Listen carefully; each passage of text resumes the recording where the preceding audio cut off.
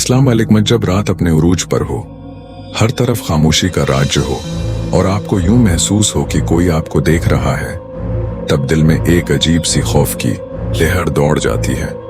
शायद आपने भी कभी रात के वक्त कोई गैर मामूली चीज महसूस की हो, एक ऐसा एहसास जो आपको कुछ पल के लिए हिलाकर रख दे।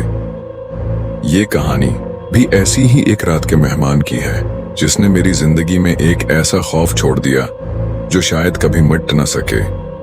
ये मेहमान वो नहीं था जो अब दरवाजे पर दस्तक देकर अंदर बुला ले, बल्कि ये आया तो अपने साथ ऐसी दहशत लेकर आया जो मेरे दिलो दिमाग पर नक्श हो गई। ये कुछ उर्सा पहले की बात है, जब मैं अपने दोस्तों के साथ शहर से बाहर एक छोटे से गांव में छुट्टियां मनाने गया था। गांव का माहौल बहुत पुरस्कून था और वहां की खूबसूरती ने हमें अपनी तरफ खींच लिया था। मेरे दोस्तों ने वहां एक पुराना और बड़ा मकान किराए पर ले लिया था, जो एक सुनसान इलाके में वाक़ था। दिन के वक्त सब कुछ नॉर्मल लगता था, मगर रात होते ही एक अजीब सा माहौल छा जाता था। एक रात ऐसी ही खामोशी में हम सब बैठे गपशप कर रहे थे कि अचानक दरवाजे पर दस्तक हुई। हम सब ने एक दूसरे की तरफ देखा, क्योंकि इस वक्त वहां किसी मेहमान के आने का कोई सवाल ही नहीं था। इस दस्तक ने हमें हैरत में डाल दिया, लेकिन हम में से एक ने सोचा कि शायद कोई आसपास का देहाती रास्ता भूलकर आ गया हो। मेरे दोस्त अली ने दरवाजा खोला तो सामने एक अजीब और गरीब शख्स खड़ा था। वो लंबा और दबला पतला था, उसके चेहरे पर एक प्रासरार मुस्कुराहट थी और उसकी आंखें बिल्कुल खाली नजर आती थीं, जैसे वो किसी और दुनिया का बासी हो। वो शख्स हमारे लिए अजनबी था, मगर उसने खुद को शबीर के नाम से मुतारफ कराया और कहा कि वो सिर्फ पानी मांगने आया है। हमें उसका अंदाज कुछ अजीब लगा, लेकिन हमने उसे पानी दे दिया। जैसे ही उसने पानी पिया, उसने हमें एक अजीब सी नजर से देखा और कहा, मुझे रात गुजारने के लिए एक जगह चाहिए। उसकी आवाज में ऐसी खामोशी और गहराई थी कि हमारे दिलों में अजीब सा खौफ पैदा हो गया। कुछ सोच विचार के बाद मैंने उसे नीचे वाले कमरे में रहने की इजाजत दे दी। रात का माहौल प्रासरार होता जा रहा था और हम सबको अजीब सी बेचैनी महसूस हो रही थी। वक्त गुजरता गया और हम सब सोने के लिए अपने अपने कमरों में चले गए, लेकिन मेरी आंखों में नींद का नामो निशान न था। मेरे दिल में अजीब सी बेचैनी और खौफ पैदा हो रहा था।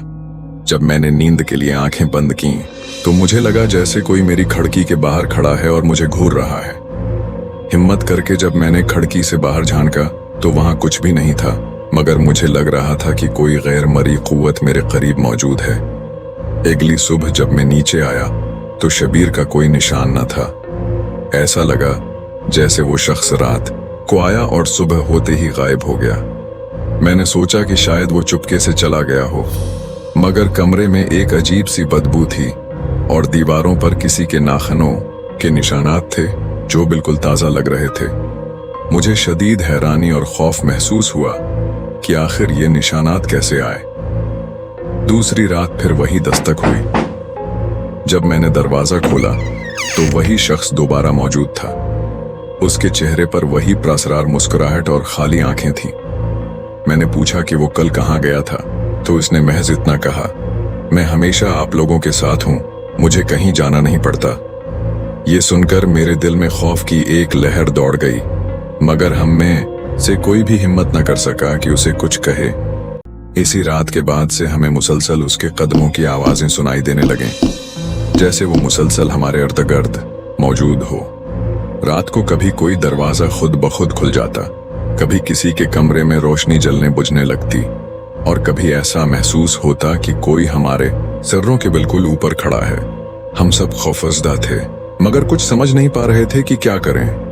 आखिरी रात की बात है, जब मैं अपने कमरे में अकेला था।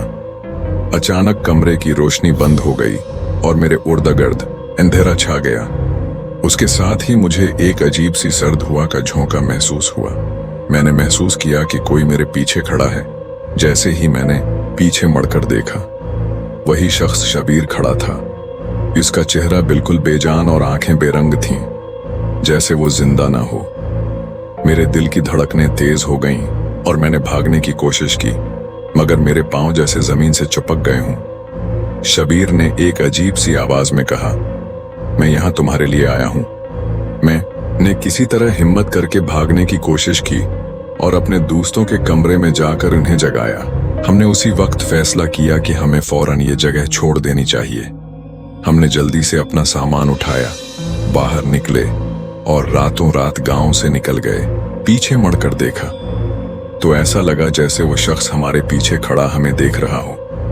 जब तक हम शहर नहीं पहुंच गए, हमें मुसलसल उसके कदमों की आवाजें सुनाई देती रहें। ये वाकया मेरी जिंदगी का सबसे खौफनाक तजर्बा था। रात का वो मेहमान जिसके आने के बाद हमारी नींदें उड़ गईं, एक कभी न भूलने वाला खौफ हमारे दिलों में छोड़ गया।